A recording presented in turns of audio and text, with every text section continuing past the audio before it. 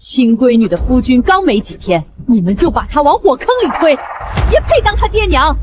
我们生她养她，嫁出去换点彩礼怎么了？说到底，你们不就是为了彩礼钱吗？翠娘，你真愿意认我当娘？我愿意。好，这30两拿去。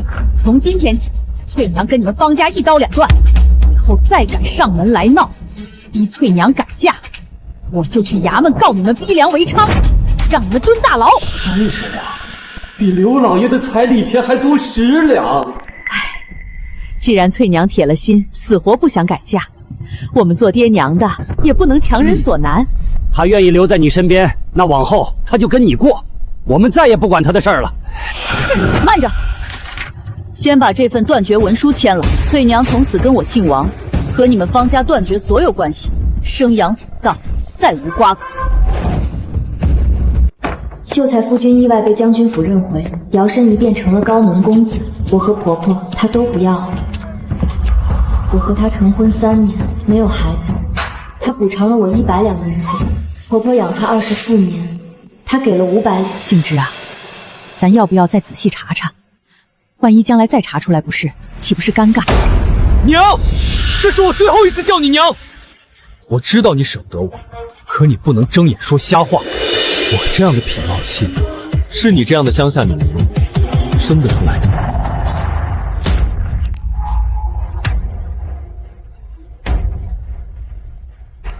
哼，看你那穷酸样！明天我的死讯就会传过来，以后你们就当我死了，不必再见了。翠娘也重新找个人家嫁了。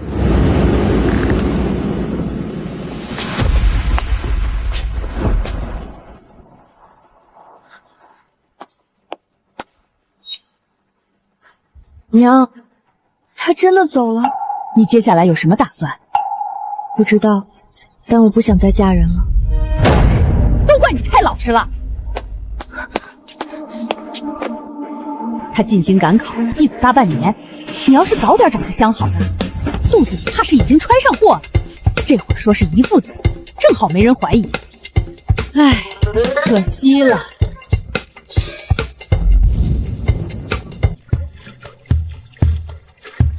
100两银子该怎么花呢？还有娘昨天的话也太惊世骇俗了。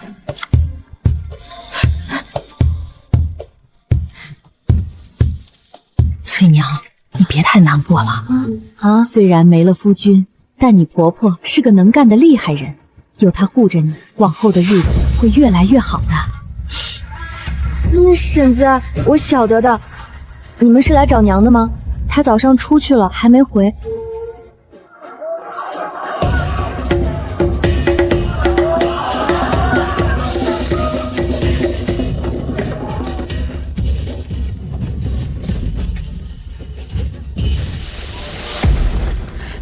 翠娘姑娘，天大的喜事！你爹娘替你敲定了一门好亲事，你马上就要嫁入富家过好日子啦！闺女，镇上的刘老爷家底侯氏，虽然年纪大一些，年纪大一些更会疼人，是还不用你生孩子，嫁进去就能享福。镇上的刘老爷，不会是那个死了原配想续琴的富户老头吧？那老头都能当翠娘爷爷了，我不嫁。闺女，你就认命吧，爹娘都是为了你好。这事儿由不得你，彩礼我们已经收下，亲事早已板上钉钉，今天你不想嫁也得嫁。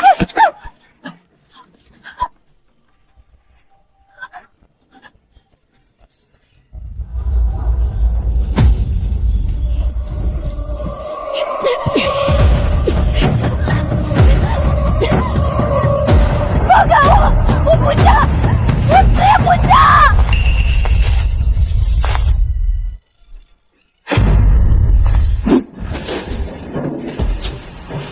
住手！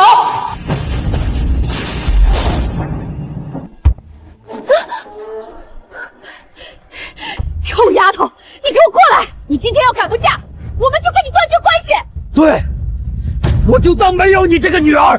娘，我爹娘要跟我断绝关系，您要是不嫌弃，以后我就给您当女儿，再给您招一个上门女婿，生好几个孩子，都跟你们老沈家姓，哦不对，跟您姓王。你个不孝女！亲闺女的夫君刚没几天，你们就把她往火坑里推，也配当她爹娘？我们生她养她，嫁出去换点彩礼，怎么啦？说到底，你们不就是为了彩礼钱吗？翠娘，你真愿意认我当娘？我愿意。好，这30两拿去。从今天起，翠娘跟你们方家一刀两断，以后再敢上门来闹，逼翠娘改嫁，我就去衙门告你们逼良为娼，让你们蹲大牢。30两，比刘老爷的彩礼钱还多10两。既然翠娘铁了心，死活不想改嫁，我们做爹娘的也不能强人所难。她愿意留在你身边，那往后她就跟你过，我们再也不管她的事儿了。慢着，先把这份断绝文书签了。翠娘从此跟我姓王，和你们方家断绝所有关系，生养死葬，再无瓜葛。签，只要能让孩子安稳过日子，我们签。翠娘，你还有什么要跟他们说的吗？没有了。拿钱，滚吧！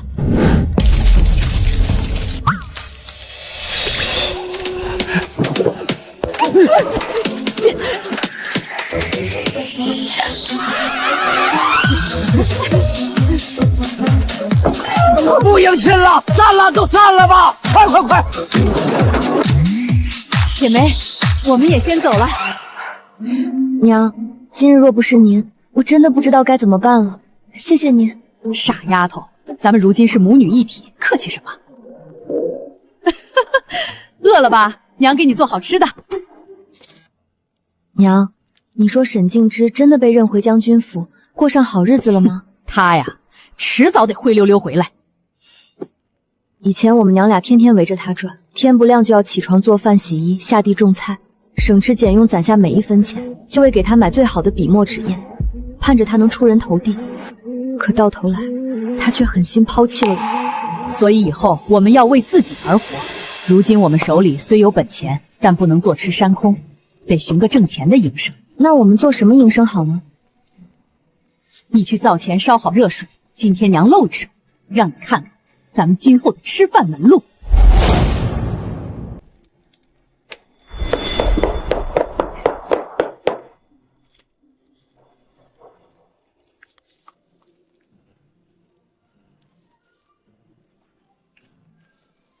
娘，水烧开了。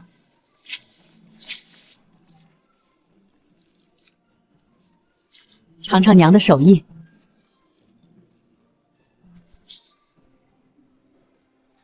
好吃。娘，这馄饨味道绝了，比镇上馆子卖的还要香。其实娘没成亲前，一直想开一家小馄饨铺。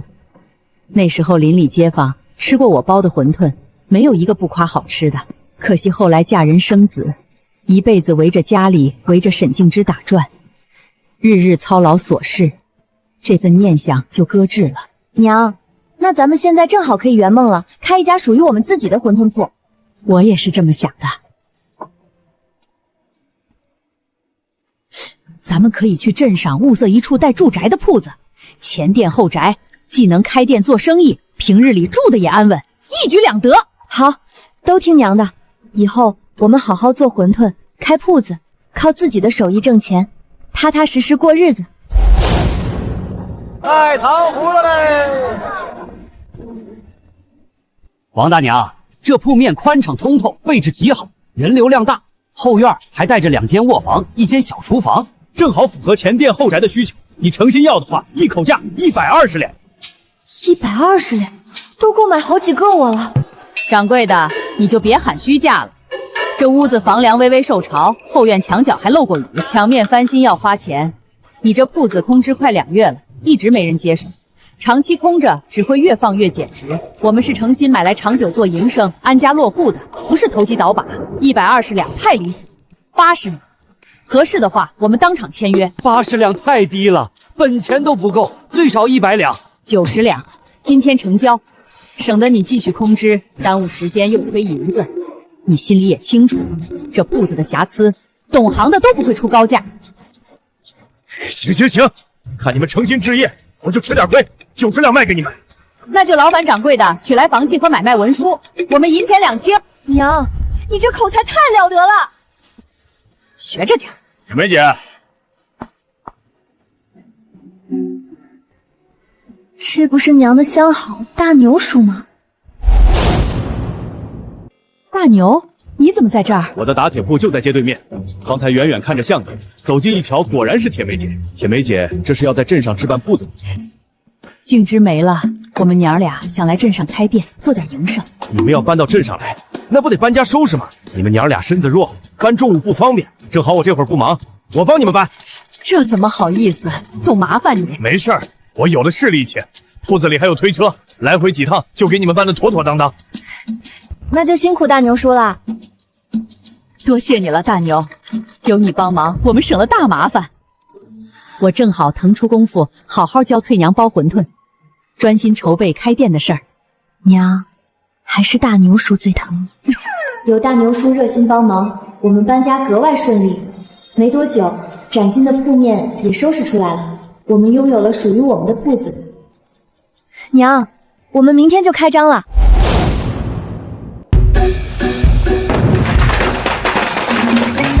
家开店，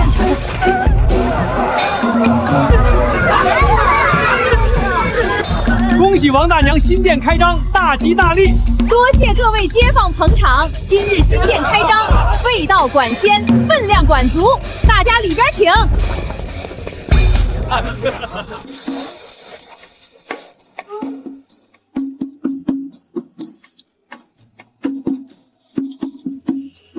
这王家馄饨真是绝了，皮薄馅嫩，汤底鲜的地道，难怪这么多人来捧场。物美价廉，分量实在。以后我早饭晚饭就定点你家了，天天来吃。掌柜的，麻烦快点儿。好嘞，大家稍等片刻，保证每碗都是热乎新鲜的。娘，得快点儿，外面好多客人等着呢。你看咱们这生意红火，人来人往的，有没有合眼缘的？不如娘帮你挑一个，要个孩子。娘，我现在满心都是铺子，暂时没有中意的人。那你说说你喜欢什么样的，也好让娘心里有数，帮你多留意。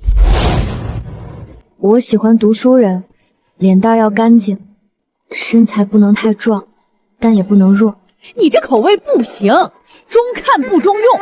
男人还是得身子骨结实，力气足，遇事能护着人。像大牛叔那样的吗？少贫嘴，赶紧送去。是，这就去。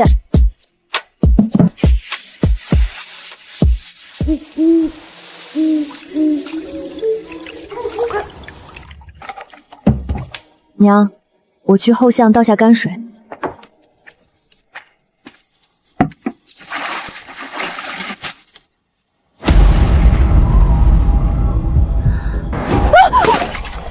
翠娘，怎么了？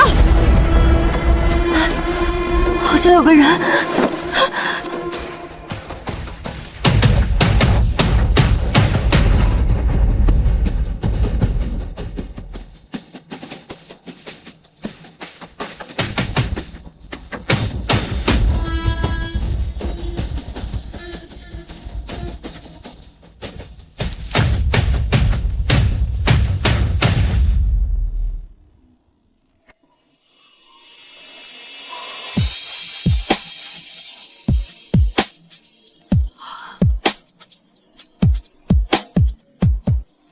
好俊的男人，还真让你说着了，可不就是你先前说的读书人模样，脸蛋干净俊俏，气质清雅金贵，完全长在你心科上了。娘，您别取笑我了，都什么时候了还说这个？还有气，命还吊着，衣服虽然破，但用料上乘。这人不像普通流民，能伤成这样，后头怕有麻烦。救还是不救？救人一命胜造7级浮屠。说人话，这么好看，死了可惜。搭把手。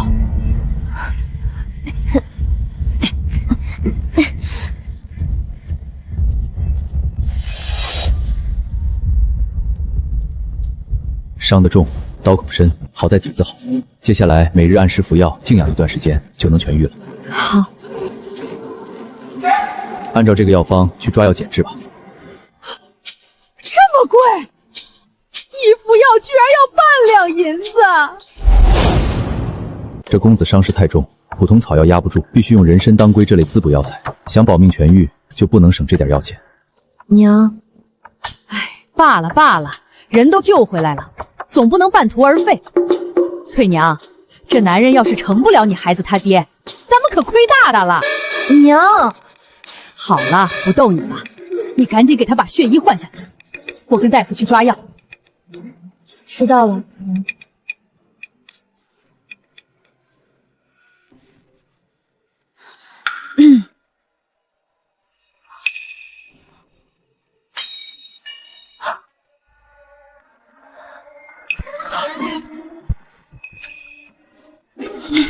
我这是救人，不是占便宜。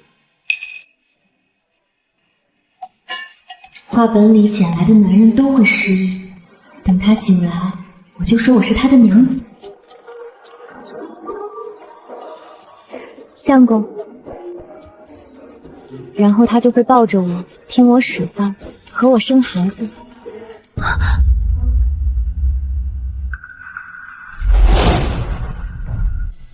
姑娘，你醒了？你还记得自己是谁吗？我叫阿柳。居然没失忆！别动，你倒在我们铺子后巷，是我和娘把你救回来的。大夫说你伤得重，要养几日。多谢姑娘救命之恩。阿柳无父无母，无妻无子，姑娘大恩大德，阿柳无以回报。若姑娘不嫌弃，阿柳愿什么？执意左右，为仆为奴。就这？啊？为仆为奴倒是不必，你陪我睡几觉就行。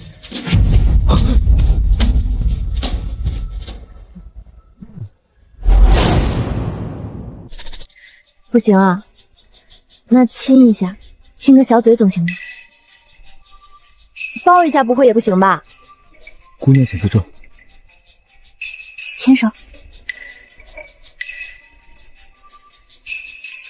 其实你昏迷期间，我替你擦手身子、换洗衣物，已经把你全身上下都看遍了。情势所迫，可以理解，不怪姑娘。醒了，正好药煎好了，躺着。你这一条命，是我和翠娘花银子捞回来的。多谢夫人，多谢姑娘。阿柳日后愿留在铺中，任凭差遣。翠娘，喂他。我自己来。行，你自己喝。翠娘，你出来，我有事找你帮忙。好。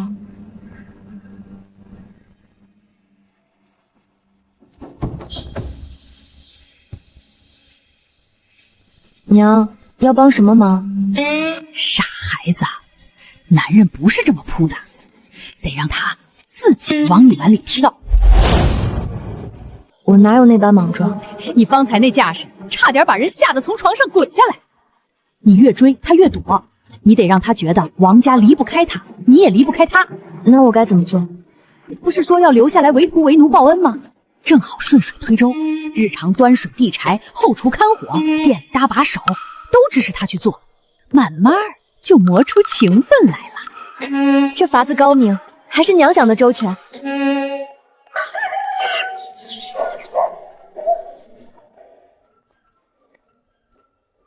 阿柳，你既说要留在铺里报恩，那便帮着做点力所能及的活计吧。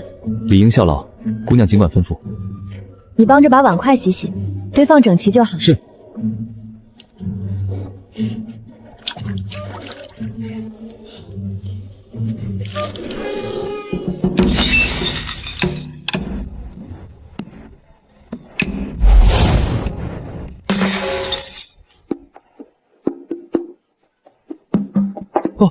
抱歉，我保证不会再摔碎了。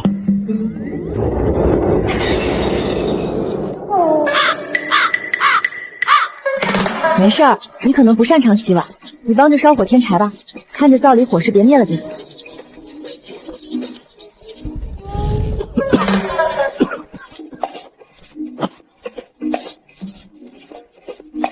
洗碗不行，烧火也不行，难不成阿柳和沈静之一样，是个肩不能扛、手不能提的废物？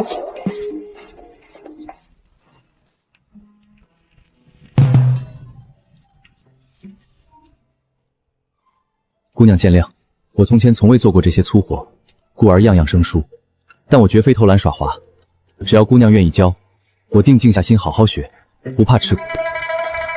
罢了，你本就不是做粗活的底子。既然你真心想学，那我便一步步教你，不急。多谢姑娘包容。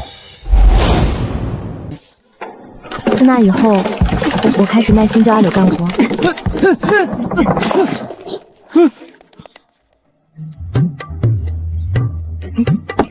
阿柳性子踏实沉稳，学得格外认真。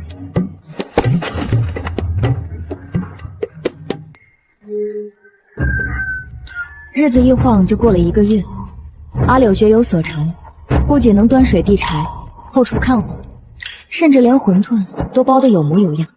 娘，我如今才算看透了，从前总以为沈静之是读书人，做不来粗活，现在才明白，他根本不是不会干活，是打心底里不愿吃苦，不肯动手，只想着让我们一辈子伺候他。男人要是只会摆架子，等着旁人伺候，再光鲜的外表也掩盖不了废物的底子。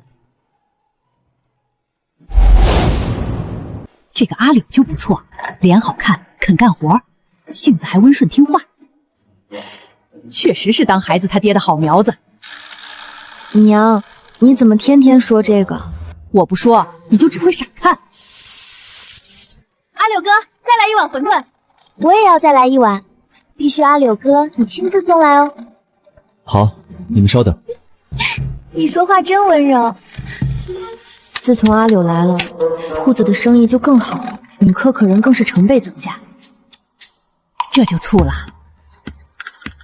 我有什么好吃醋的？阿柳哥，我家就在巷口，今儿我娘病了，你能不能替我送2碗过去？送去你家吗？这还要问掌柜娘子啊？铺里的事，听翠娘安排。送吧，送完就回来，别把碗落人家家里。我去就回。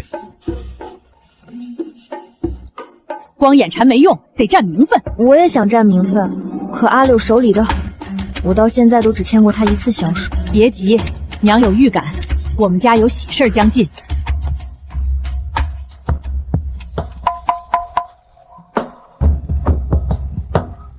碗都收回来了。好。翠娘，这是你新男人吧？婶子，你别乱说。这有什么乱说的？人家又端碗又挑水，眼睛还老往你身上看，不是你男人谁信？阿柳，你觉得婶子说的对吗？我去后厨看看药膳汤火候。没说不是，那不就是默认？我们王家的事儿用得着你断案？我这不是替你们高兴吗？听见没有？外人都瞧出来了。我就说了，我们家有喜事将近。铁梅姐，临近年关，猪铺今天忙得脚不沾地，我怕你等肉做馅儿，就直接给你送来了。大牛，真是太麻烦你了，你把猪放后院阴凉处就可以了。好。娘，我觉得您刚才说家里快办喜事儿，更可能是你和大牛叔一天天胡咧咧，我都一把年纪了，兴什么喜事儿？你笑什么？觉得家里热闹。热闹归热闹，猪肉钱要记账。记什么账？大牛送来的，我心里有数。娘心里当然有数。哎呀，阿柳护我！行，护得挺顺手。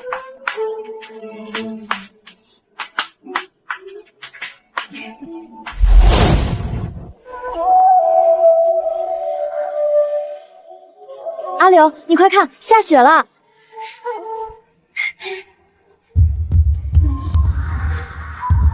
日子过得真快，居然要过年了。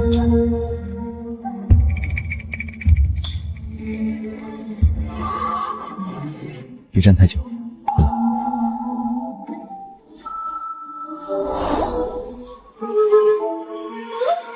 从前过年热闹吗？记不清了。你们两个过来。这一年铺子能撑起来，你们都出了力，红包一人一个。谢谢娘。我也有。你不是天天在这儿挑水烧火端碗，难道我还能少你一份？多谢娘。谁是你娘？叫得到顺口。这可是你在王家挣的第一份红包。给你。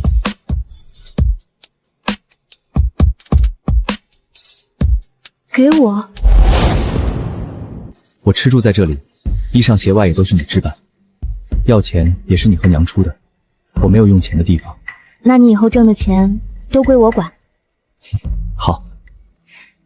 你新年有什么愿望？你想要什么？我想跟你生个女儿。还有呢？再生个儿子，不行吗？翠娘，我这一辈子也就这样了。不会考取功名，不会大富大贵，可能一辈子就只是帮你打打下手，照顾家里。这样，你还愿意吗？有什么不好？会赚钱的男人我见过，考取了功名的男人我也见过。你会不会大富大贵我不知道，但你肯学肯干，还会把红包交给我，这就很好了。那么，正月里，我们挑个好日子成亲吧。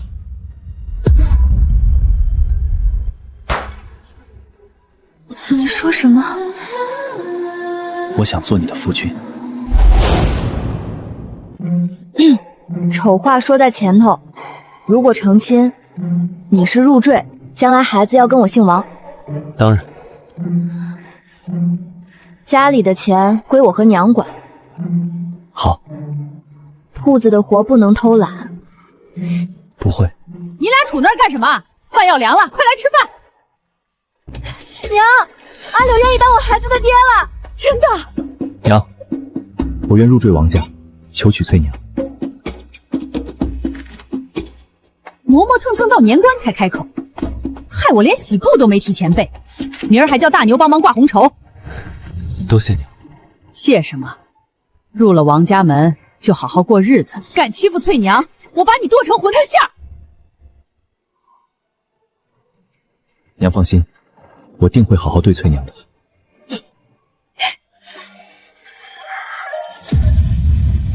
高点，再高点儿。左边高了，再低半寸。这样呢？还成。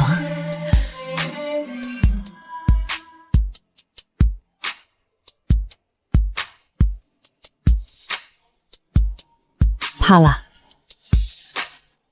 我嫁过一次，二嫁不丢人，糊里糊涂嫁错人才丢人。你这回嫁得明白，嫁的是肯把红包交给你，肯入王家门，肯让孩子姓王的人。娘，你真不嫌弃我？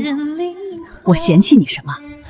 我巴不得你把日子过得红火，叫那些看你笑话的人眼睛疼。娘，翠娘，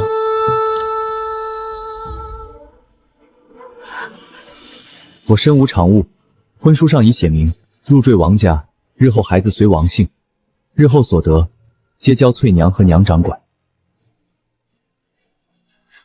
还真有男人愿意这样写。怎么，我王家差了？不差不差，翠娘好福气。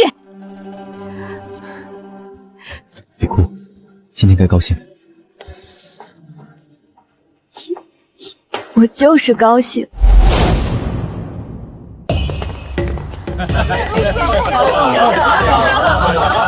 各位街坊乡亲都里边请。今日翠娘和阿刘大喜，只管放开吃喝，别客气。铁梅真是好福气，招了个俊俏能干的上门女婿，往后儿孙绕膝喽。可不是嘛，阿柳性子温厚又能干，对翠娘那是实打实的疼惜。这门亲事真是天作地合。新娘新郎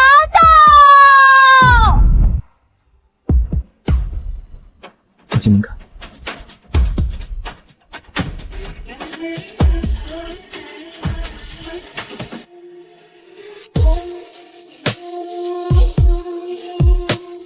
吉时已到，新人拜堂。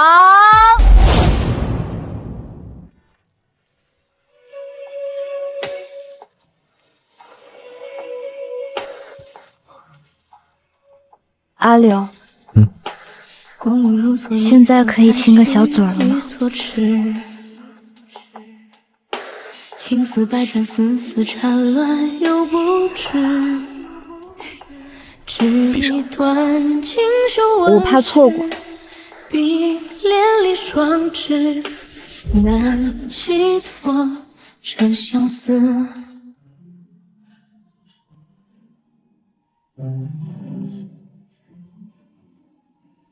恭喜，是喜脉。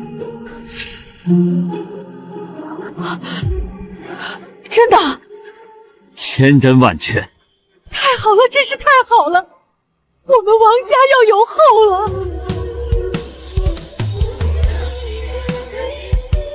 我要有孩子了。之前和沈静之3年都没怀孕，我有点担心是我不能生，原来是沈静之没有。你这丫头，闷不吭声就给我添了一桩大喜事儿，往后铺里家里的活儿一概不许沾，好好在家静养养胎，就算娇气些也没人说你。对，所有活都由我来干，以后你只管坐着管账。对，动嘴就行。我只是怀孕了，没那么脆弱。不行。日子一晃，又过了10个月，到了我临盆的日子。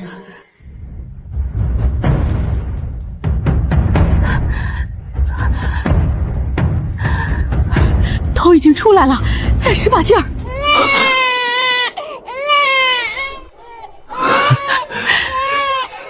生了！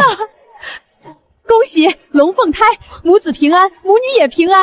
洗手，换衣，别把冷气带进去。是。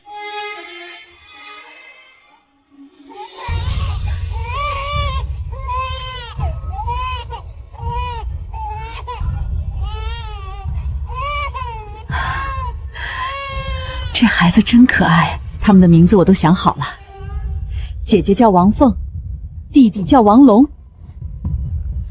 我能添一字吗？姐姐展凤，愿她展翅，不困于小门小户；弟弟翼龙，愿他扶正守义，不负王家养育。读书人起名就是拗口。王展凤，王一龙，好听。翠娘，辛苦你了。娘，咱们王家真热闹了。是啊，真热闹了。啊，对了，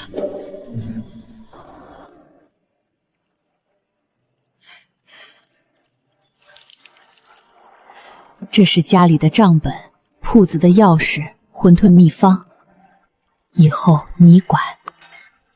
娘，我还年轻，您管得好好的。我以前围着沈静之转了半辈子，差点把自己活没了。现在王家是你撑起来的，阿柳也是你留下的，孩子也是你生的，这个家该你掌着。娘说的对，以后铺子、田庄、孩子，我们都听你安排。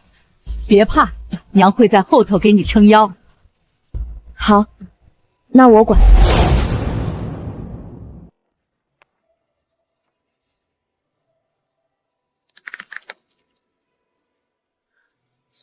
这么晚了，怎么还不睡？没什么，只是想起一些往事。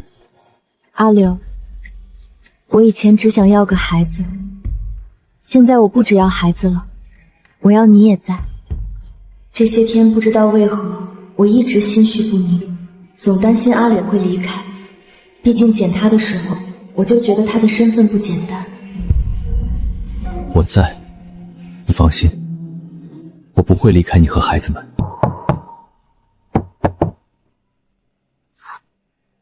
这么晚，谁啊？大大半夜敲门催命啊！娘，我去开。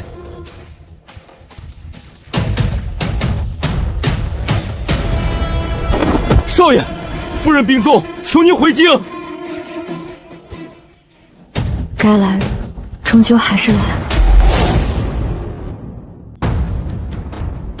阿柳，这2个人是谁？他们为什么喊你少爷？你又是什么人？翠娘，娘，先进屋说。就在这儿说。我原先不叫阿柳，我叫沈重霄，是虎威将军的儿子，母亲是忠义侯之女。2年前，在娘的生辰上，我爹的妾室突然跳出来说，我不是我爹的亲生儿子。将军，他根本不是您的儿子！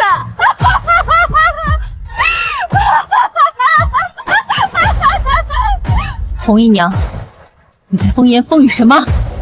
柳灵说，当年你害我没了孩子，我怀恨在心，所以在你生产后，将你的儿子和慈幼局的一个孤儿调换了。他只是慈幼局的孤儿，而你的儿子早就被我送去了乡下。养错儿子的滋味不好受吧？或许是命运锤炼爹娘吧。没多久，有个秀才进京赶考，凭着随身的一件配置被认回了将军府。所以他们把你赶了出来。没有，我娘不认那孩子，说我才是他儿子。他偏疼我，对我极好。我化名阿柳，也是因为娘姓柳。那你怎么会来这乡下，还受了这么重的伤？我娘的儿子找上我，说因为我导致爹娘天天吵架，家宅不宁。他求我离开，说只要我走，将军府便能安稳。但我不知道该去哪儿，就去了他的家乡。谁知路上遇到了土匪，受了重伤，被你和娘所救。秀才认回将军府、家乡，这些听着怎么耳熟呢？你爹虎威将军认回的那个儿子不会叫沈敬之吧？你怎么知道？沈敬之就是我那早死的前夫，实际上他不是死，而是找到了亲生父母，不要我和娘。他竟是此等忘恩负义、薄情寡义之徒。他说自己不曾娶妻，养父养母皆已过世。我活得好好的，他才过世了呢。少爷，自您离开后，夫人就没放弃过派人找您。她思念成疾，病入膏肓，就撑着一口气想见您最后一面。是我太不孝了，竟让您因我而病。阿柳，你要回去吗？娘对我极好，她病重了，我得回去看看。他果然还是要走，但不是我一个人去，你和孩子跟我一起去。当真？自然是真的。我已入赘王家，你是我的妻子，我怎么会丢下你？娘，我也想请您同去。娘，你陪我一起去吧，我没去过京城，没有你，我害怕。说什么傻话？都当2个孩子的娘了，这点事儿有什么可怕的？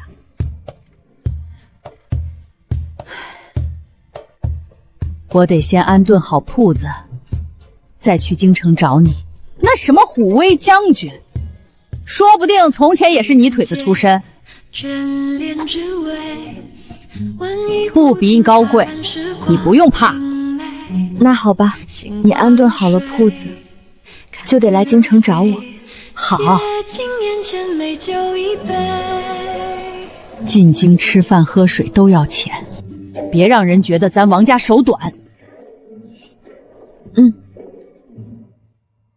他若受委屈，你站他前头；他要说话，你别替他闭嘴；他要动手，你别拦错人。娘，我记住了。时辰不早了，快出发吧。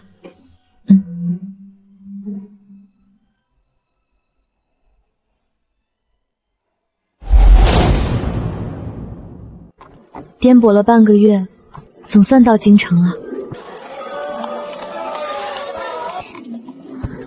前面就是将军府了。翠娘，你在这里等等我，我先进去见娘，安顿好便出来接你。好。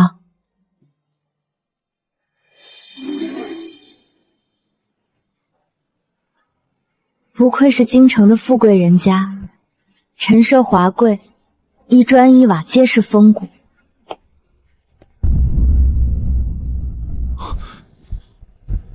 翠娘，你怎么在这儿？啊！这是我们的孩子。刚满月，跟你没关系。那你来做什么？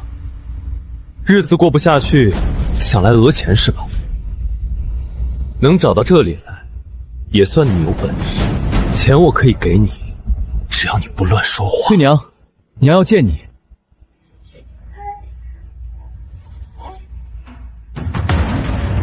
你们认识？翠娘，你见我娘要做什么？放开我娘子！翠娘是你娘子？不可能！有什么不可能的？你不是叫我再嫁吗？那这2个孩子，我和翠娘的孩子。别理他了，我们进去吧。夫人，你们的事儿，重霄跟我说过了，在你们那儿入赘是不用喊娘的吗？娘，这是我母亲给我的，今日给你。娘，这太贵重了，我不能收。你救了重霄，嫁了重霄，还给他生儿育女，这只镯子你就收下吧。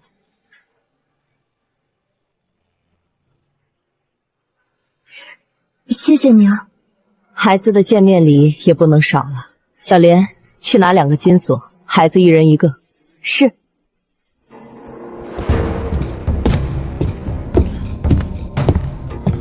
听闻重霄回来了。父亲。见过将军。这位是？回父亲，她是我的妻子王翠娘。你的妻子？她是何方人士？家世如何？翠娘是出身乡野，无世家门第，亦无显贵亲族。乡野村妇？罢了罢了，既然你已娶了她，往后便让她随你住在将军府。不过言行规矩都要学，别把乡下那套带进来。父亲，并非我娶她，而是我入赘王家。你说什么？你竟入赘乡野村妇？等等，重霄入赘好像是件好事。这些年真假儿子的事闹得我不得安生，父母的宠爱，将军府的家产，通通都是问题。如今重霄入赘，就都解决了。呵呵，还是你懂事。重霄回来后，夫人的精神头都好了许多。重霄，你们先在府上住下吧，等你娘完全康复了再回去。是，父亲。将军夫人，宫里派人来传话，皇上要召见重教少爷。皇上为什么要见你？我之前是皇上身边的侍读学士，我要去宫里一趟。娘，麻烦您安顿好翠娘和孩子们。知道了，你去吧。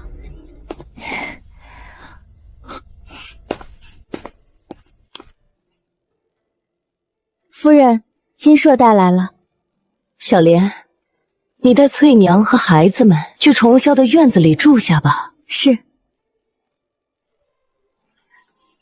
请进。少夫人，这就是重霄少爷以前的住处。2年过去了，院子里还保留着当初的样子，日日打扫。重霄少爷走后，静之少爷想要这个院子，都被夫人拒绝了。这里的一切都保存如初，看来柳夫人真的很疼爱阿柳。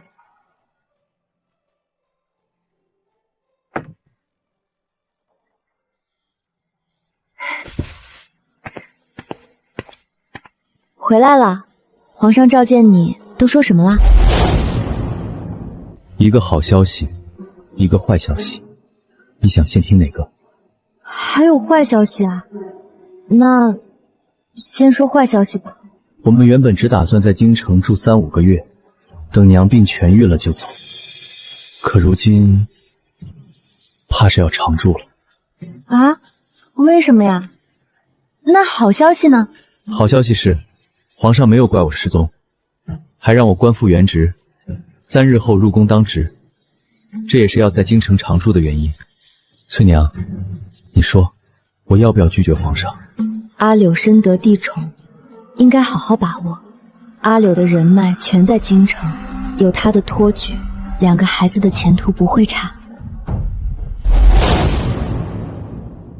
拒绝皇上岂不是抗旨啦？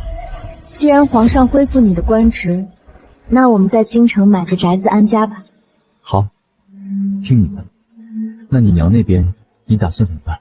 她如果想住京都，我就把馄饨铺子搬过来；想住老家，我就多请几个人照顾她。反正王家不能散。王家不会散。夫人，少夫人带来了。娘，您找我有什么事吗？这个，你拿着。这是帝戚，听重霄说你们要在京城找宅子，不用找了，住这里就行。娘，这太贵重了。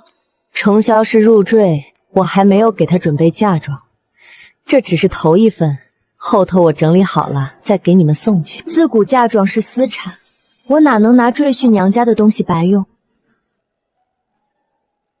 就算我给了重霄，以他的性子也会交给你，你就赶紧收下，别再推辞。那我先替他收下。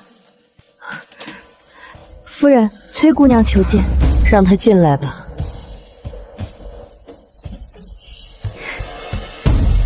柳姨，听闻重孝哥哥回来了，我特地过来，想见见他。你来的不巧，重霄刚去宫里当值了。对了，这位是重霄的。你好，我是沈重霄青梅竹马的未婚妻崔昭宁。未婚妻？我都招赘了，怎么还有这种破事？什么青梅竹马，就是自小认识而已。未婚妻真算不上。昭宁，你别乱说话，只是2家议过亲，没定下来。如果不是调包少爷的事，我和重霄早已成婚。昭宁，你这又是何必呢？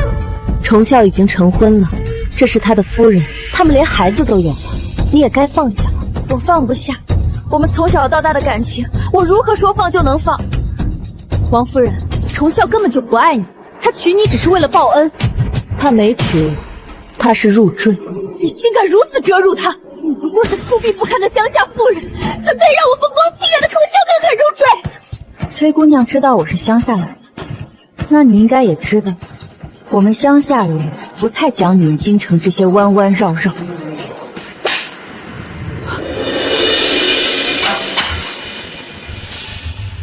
我堂堂丞相府千金，你竟敢打我！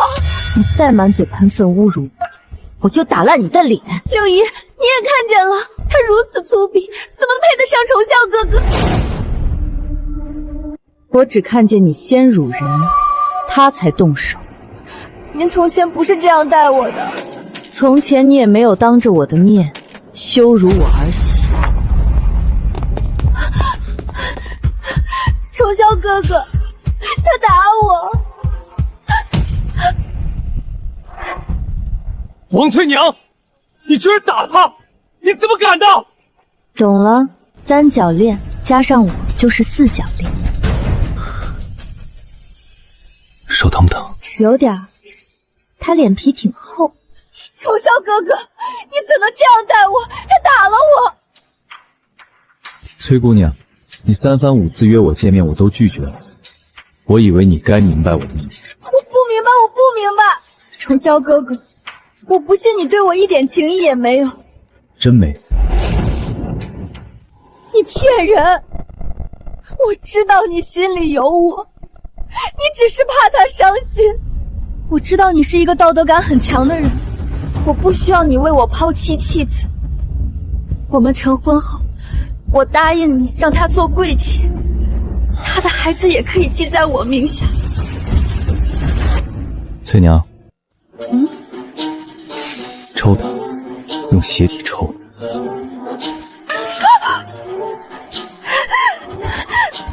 算你们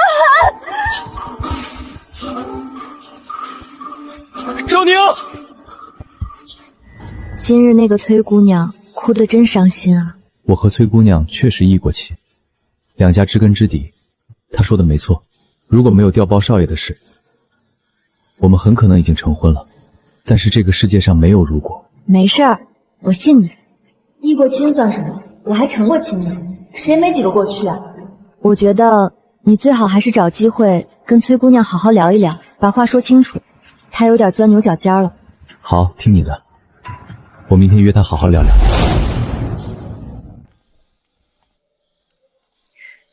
今天阳光正好呀，孩子得多出来晒晒太阳。夫人说的是。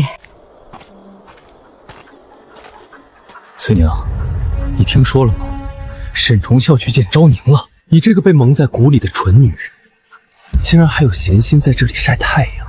沈公子消息到临，这事儿我晓得，因为就是我让阿柳去见崔姑娘。什么？你是不是有病啊？竟然让自己相公和老相好私下见面！你们先带孩子退下吧。是。别说的这么难听，我只是让阿柳跟崔姑娘说清楚。你真是蠢得令人发指！昭宁是丞相府的千金，琴棋书画样样精通，你一个乡下妇人拿什么跟她比？沈重霄脑子进水了才会变心喜欢你。我要是你，我早就劝他回乡下了。你们两个，一个不知道哪里来的假货，一个没什么见识的村妇，京城不适合你们。你要是不想再三嫁，不想孩子没了爹，就赶紧走吧。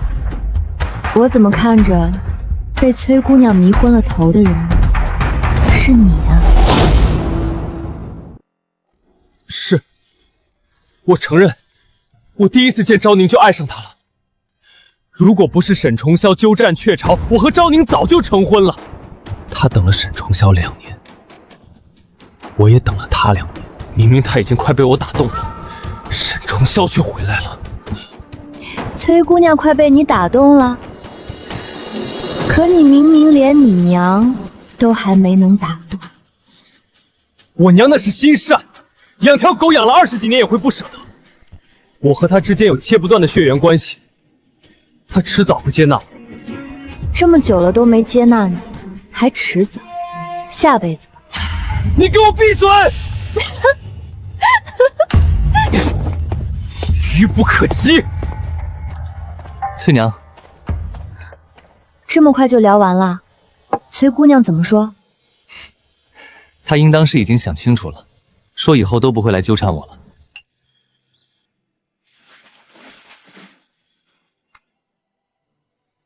真的？真的，她亲口说的。这么容易就解决了，我怎么这么不信呢？果然，我的预感是准确的。第2天，崔昭宁就来找我。你这是要闹哪出？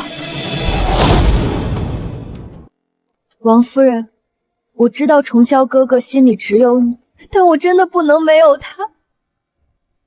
我求求你，你让我进门，做妾也好，做丫鬟也好，我什么都不会和你争，只要能每天看到重霄哥哥，我就心满意足了。你爹娘如珠如宝的把你养大，是为了让你给别人下跪做妾的吗？你要是我女儿，将来为了一个男人跪到别人家里求做妾做丫鬟，我先扇醒你，再扇醒我自己。我只是喜欢他，喜欢一个人，不该把自己踩进泥里。丞相千金当妾，你替你家里其他姐妹想过吗？难怪重霄不喜欢你，任性妄为，自轻自贱。起来吧，你要是真有骨气，就别再为难自己，也别再为难别人。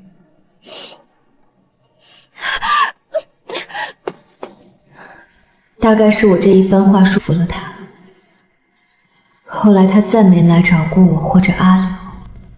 过了几日，我和阿柳带着孩子们搬进了京城的新家。我们在京城有自己的家了，婆婆看到了一定会很高兴的。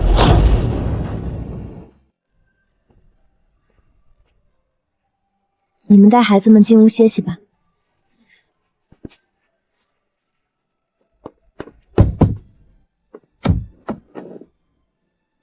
少爷少夫人，这里是上等绸缎布匹4季成衣，还有几套精工绣制的被褥枕套。一旁木箱里是米面粮油、干鲜果品与各式点心蜜饯，另外还有成套的瓷碗茶具、铜制器皿，以及给2位小主子准备的绸缎小衣裳和玩物。另外，这是夫人给重霄公子的，他名下70%的嫁妆，先交给少夫人打理。夫人还说，望您和公子把日子过好。替我谢谢你啊。贺礼已经送到了，我们就先回去了。南街半条街铺面，城外庄子3处，茶园、果林、山林、农田。阿柳，你娘真有钱。外祖母善经营，娘的嫁妆原本就丰厚，这些年她自己也打理得好。我听说你娘家当初是跟着先皇打天下的。是，所以先皇登基后才封了外祖父为忠义侯，外祖母为护国夫人。爹原是外祖父的下属，立了几次战功后被我娘看中了，后来被封了虎威将军。这剧情听着就跟话本似的，可后来虎威将军怎么纳了一房小妾？因为我娘迟迟无孕，父亲便纳了红姨娘。红姨娘仗着父亲纵容，与娘斗了多年，后来才有调包之事。那红姨娘闯下这样的弥天大祸，现在怎么样了？被关在了将军府的家庙里。不说这些了，我娘的这些嫁妆，你收好。自古以来，嫁妆都是私产，我不能要。救命之恩，怎么样都不为过。好吧，那我勉为其难，先替你收着。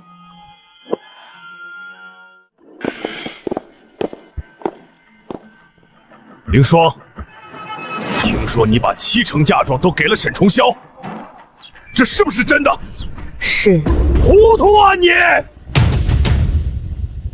为什么要把大半的身家都给一个入赘了别人家的假儿子？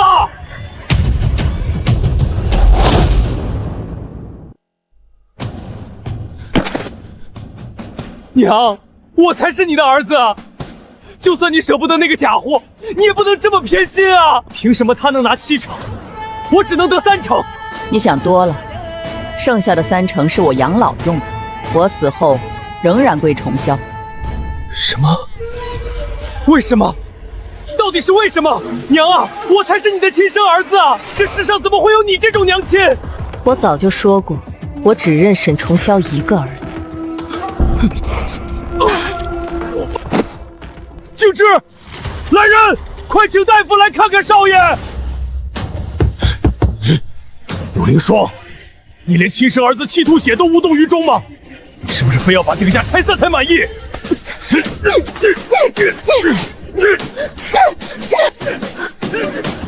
这个家不是早就被你拆散了吗？要不是你纵容妾室，能闹出这么多事儿吗？你简直不可理喻！快去把嫁妆从沈重霄那儿拿回来！我的嫁妆我做主，我想给谁就给谁。夫人，将军，这可怎么办才好啊？看来只能找忠义侯和侯夫人来给夫人撑腰了。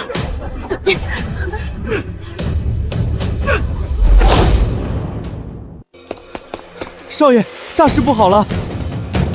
夫人和将军打起来了。什么？翠娘，我得回将军府一趟，看看怎么一回事。我跟你一起去。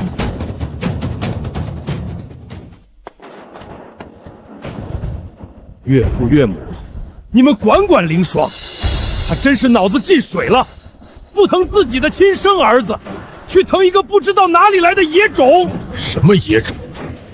怎么能说的这么难听？好歹养了这么多年，跟亲儿子也没区别了。对，而且嫁妆是凌霜的私产，她爱给谁给谁。岳父岳母，你们怎么能跟着凌霜胡闹呢？合理吧？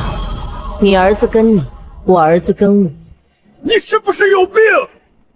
静之才是你儿子，是你怀胎10月生下的儿子。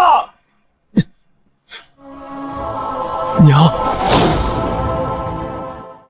孩儿不孝，孩儿不知道做了什么，让娘亲如此厌恶。但爹娘因孩儿离心，闹到和离的地步，就是孩儿的错。娘，你别和爹和离，孩儿走，孩儿离开将军府，只要爹娘好好的，孩儿一辈子不回将军府。孩儿叩谢爹娘生养之恩。真是闻者伤心，听者落泪啊！儿子，你别走，爹不能没有你。闹成这样的局面，我也没想到。沈廷威，我本来想给你留个念想的，现在看来是不成了。其实沈静之不是你儿子，我当年根本没有怀孕。这也太刺激了吧！本来你那红姨娘我没有意见，但她人前人后两副模样，3天2头搞小动作陷害我，而你眼盲心瞎，偏听偏信。那时候我就知道，如果红姨娘生下孩子，我的日子不会好过，所以我假装有孕，准备到生产的时候从外头抱一个孩子回来冒充。没想到红姨娘也同时有了身孕，她怕我的孩子压她孩子一头，竟给我下堕胎药。记得吗？我把她的罪证摆在你面前，我那时候想的是，只要你不护着她，我就留下她肚子里的孩子。但是你是怎么做的呢？凌霜，红姨娘就是太害怕了，才会一时做错事。反正你没事，孩子也没事，就不要和她一般计较了。后来我把那药灌进了她的嘴里，她的孩子没了，死后也不能再生育。她恨极了我，想出了狸猫换太子的馊主意。我早知道她把孩子换了，横竖都不是我儿子，养谁都一样。而且看着她那副自以为报仇了的小人模样，我还觉得挺有意思的。红姨娘，你觉得有意思吗？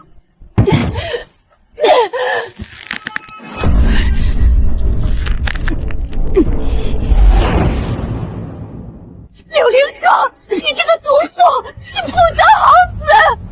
将军，他害死了你唯一的儿子，你要替我们的儿子报仇啊！难怪柳夫人那样对我，难怪忠义侯府不肯托举我，原来真相是这样。静之，你别怕，你虽然不是柳凌霜的儿子，但你还是我儿子。爹，看来这2年的相处，爹已经舍不得我了。你娘是不是通州沈家村的王铁梅？是，您怎么会知道？那就没错了，你娘是我的原配。我参军离家的时候，她刚怀上。你身上带的那把木刻的匕首，就是我离家时留给你的。柳凌霜假孕时，我又刻过一把，2把匕首很相似，只有我能分辨出不同。他们找到你给我看匕首的时候，我就知道你不是柳凌霜的孩子，你是我和王铁梅的孩子。我将错就错，把你认了下来，反正都是我儿子，没差。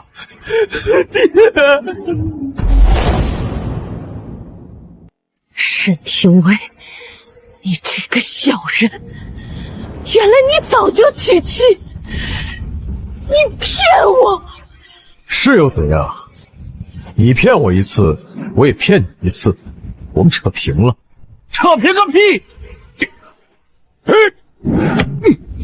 小瘪三，靠着我们柳家才人模狗样的在京都立了足，竟敢骗婚！柳凌霜，这就是你的报应。现在我有儿子，你没有，哈哈哈哈！要不是你娘早死，我今天就休了柳凌霜这个悍妇，迎你娘来做将军夫人。原来虎威将军就是娘口中在打仗中死了的公爹。其实他压根没死，他为了攀高枝抛弃妻子，难怪他和沈静之是父子。其实我娘没死。你是我女儿。你想得美！沈静之是我前夫，他不能生，我就跟他和离了。他娘也嫌弃他不能生，就认我做了女儿。你的前夫竟然是他！你胡说八道！我什么时候不能生了？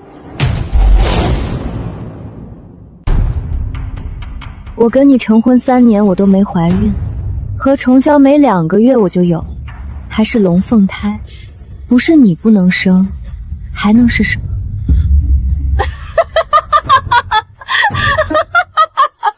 你儿子不能生。哦，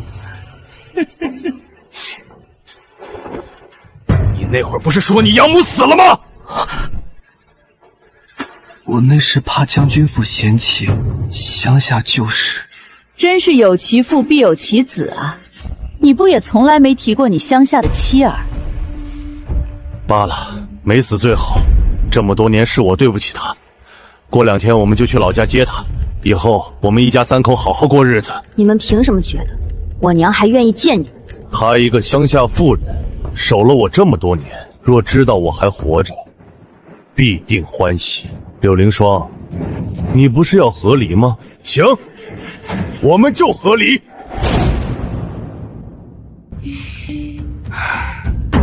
离，必须离！小莲，立马收拾好我的所有东西，一件都不许留下。我要搬去跟阿柳翠娘同住。没想到这将军府的故事如此峰回路转，到最后我娘竟还是沈静之的娘，还成了虎威将军的原配。发生了这么多事，恐怕要给娘发信，事先告知。你说的对，你快替我给娘写信。为何要我代笔？我那狗爬的字一点进步没有，我怕娘说我。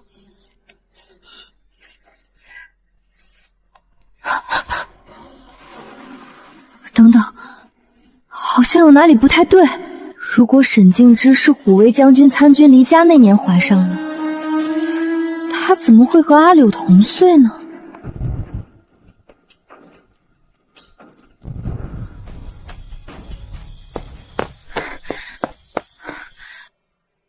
夫人，少爷，少夫人，刚刚将军府传来消息，说有个叫王铁梅的人去了将军府，要找少夫人。娘来京城了，可他怎么会去将军府找我？我们的信早上才刚寄出，娘怕是没收到，以为你还住在将军府呢。那我们得赶紧过去把他接回来。我也跟你们去一趟。铁梅啊，这么多年我没有一刻忘记你。当年柳家大小姐看中了我，强取豪夺，我没有反抗的能力，只能屈从，但我心里只有你，我从来没爱过她。老天有眼，你养大了我们的儿子，还这么有出息，我们一家3口终于能团聚了。我强取豪夺你，你要不要脸了？娘，别冲动。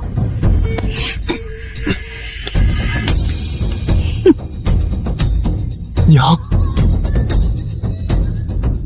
沈廷威，你装死多年，脑子也一起埋了。沈静之的年纪对得上吗？你就在这儿认儿子？我想的果然没错，之前光顾着看戏，这么明显的漏洞，竟一直没人提出来。可是我走的时候，你明明说你怀孕了，你还让我给孩子刻一把匕首。那个孩子呢？你是不是还有一个哥哥？哥哥，我没哥哥呀。我没怀孕，我骗你的。我自己什么货色我自己清楚。你走了，我肯定耐不住寂寞。为了避免你回来看到我身边多了一个孩子惊讶，我就提前给你个心理准备。什么？唉，但是那年周边的男人几乎都去打仗了，哼，剩下些老弱病残我也看不上。后来天下太平了，日子好起来了，我才勉强挑了个能看的。所以大牛叔才是我爹。大牛叔是谁？他不是，你亲爹是一名游医，就脸能看，其实不怎么中用。我怀上你后，就把他给踹了。呵呵，大牛叔是我后来找的。那我亲爹现在在哪儿？谁知道呢？露水情缘而已。我早就提醒过你，让将军府好好查一下你的身世。你看现在多尴尬。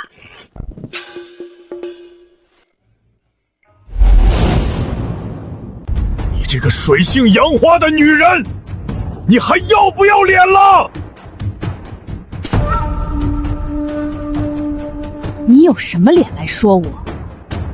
你以为我不知道你为了潘高枝假死吗？我给你们沈家生了一个儿子，还姓了沈，你就偷着乐吧。娘，我们已经不住将军府了，我们特意过来接你。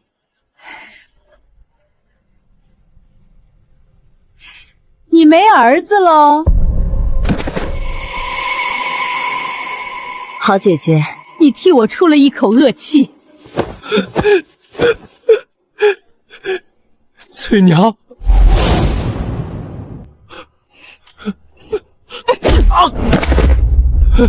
拉拉扯扯做什么？我早当你死，我现在跟你一点关系都没有。娘，我们回家吧。好，回家。这京城的街道可真热闹。是啊，比咱们那儿热闹多了。就是。好，很好。以后咱们在京城也有家了。我就知道娘会欢喜。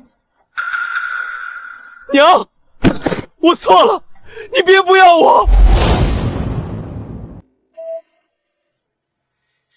娘不会是要原谅沈静之的，不过也是，到底是她肚子里出来的孩子。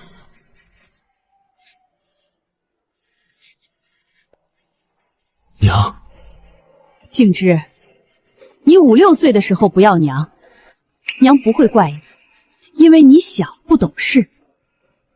娘不会跟你计较，还会好好教你。但你24岁的时候不要娘，娘就不能原谅你了。如你所愿，娘跟翠娘一样，早就当你死了。你走吧。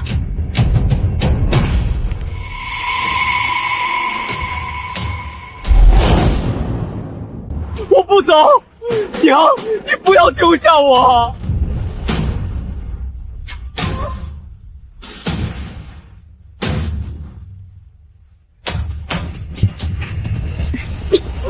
你们干什么？放开我！沈静之成了全京都的笑话，他的身世以他不能生的事都传开了。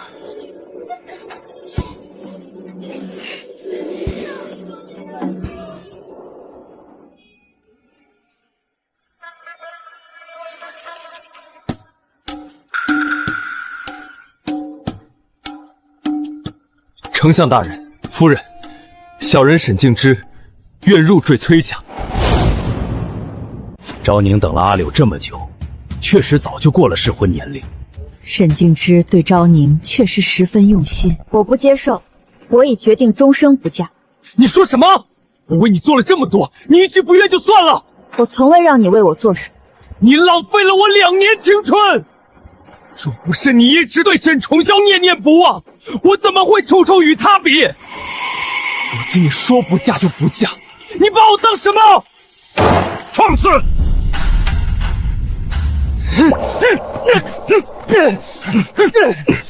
拖出去！崔昭宁，你欠我一个交代！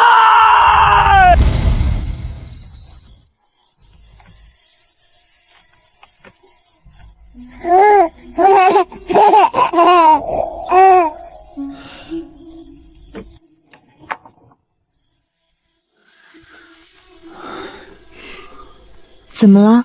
沈静之在丞相府撒泼打滚，丞相觉得他毁了崔昭宁声誉，给他穿了小鞋。吏部那边已经定了，他从翰林院外放到同乡僻壤的小县城。他这一辈子，总怪别人没给他路，其实每一步都是他自己选的。夫人，门外有人找您。谁？是一个叫沈静之的。翠娘，我陪你去。不必，他不敢对我做什么。你在这里陪陪2个孩子吧，我去就回。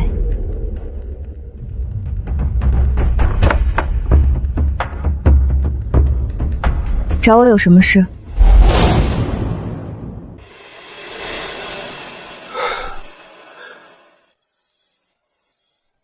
翠娘，我今日就要离京了。那祝你一路顺风。你能不能好好照顾娘？这还用你说？我知道，我没资格说这些。翠娘，如果当初我们没有和离，我也没有和娘断绝母子关系，现在儿女双全，家庭和乐的人是不是就是我了？不一定，毕竟你不能生。沈静之，你现在一定很后悔吧？但你后悔的不是失去我，也不是失去娘，而是你现在什么都没捞着。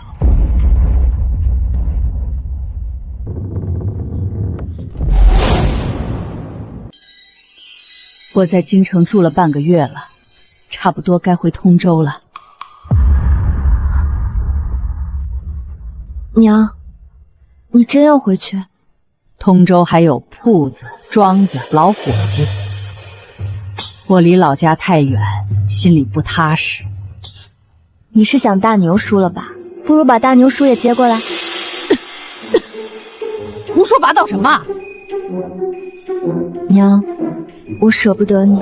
你都当别人娘了，别总黏着我。现在家里有钱了，你想我就回去看我，我想你也能来京城，又不是生离死别。好吧，不过这次我和阿柳送你回通州。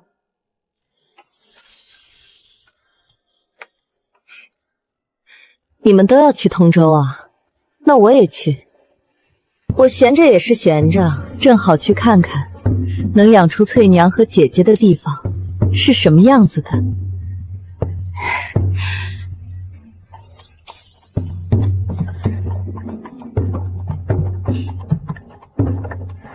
原来离开京城，天看着也宽些。那是你以前眼光不好，困在将军府那个破笼子里。那姐姐的眼光也不行，你可是沈廷威的原配呢。听闻虎威将军如今没了夫人，也没了儿子，孤家寡人一个，日日喝得烂醉如泥，到处惹是生非，马上将军的名头就要没了。他本来就是个草包莽夫，打仗的时候挺猛，不打仗了缺点就暴露了。要不是有忠义侯府托底，他老早就被罢黜。妹妹，你现在和离了，有没有想过再找一个相好？我都一大把年纪了，还找相好，不太好吧？娘，你才40出头，日子还长着呢，以后的日子一定会越过越滋润的。就是，妹妹，你喜欢什么类型的男人？到了通州，我给你介绍。我喜欢猛男。两个娘居然喜欢同一个类型，难怪当初能看上同一个人。我想试试种田的那种，你懂我的意思吗？懂。翠娘，其实我有很多面，只要你喜欢，我可以是白面书生，可以试着当威猛将军。